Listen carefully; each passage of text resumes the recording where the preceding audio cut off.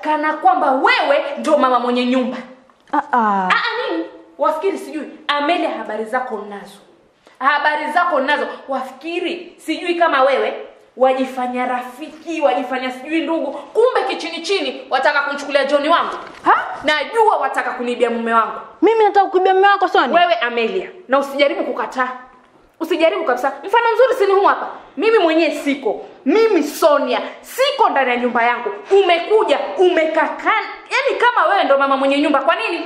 Jamani, si hapa ni kwa rafiki yangu, mimi nakuja kumtembelea. Kwani kuna ubaya gani mimi nikikaa hapa? Kitu gani? Amelia, listen to me.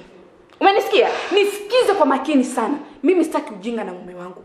Sitaki ujinga na John, na mimi najua kabisa wewe una njama za kichini chini unibe mume wangu. Na kujua vizuri. Yaani Sonia unaweza kufikia hapo mimi yaani unanidhihaki kiasi hicho Sonia? Mimi nimchukue mume wako kwa sababu gani? Nimchukue mume wako kwa sababu gani Sonia? Unaniuliza mimi. Unajua wewe hiyo sababu. Maana siku hizi namuona sana mara nyingi John anaongea na simu kichini chini, na niko sure huwa anaongea na wewe. Kubali ukatae Sonia. Nani Amelia? Wewe unataka kumuiba mume wangu. Sonia, sikiliza sasa nikwambie. Sasa sikiliza nikwambie. Vile ambavyo unavojaji mimi kwa mimi nataka kutembea mume wako utamkosa.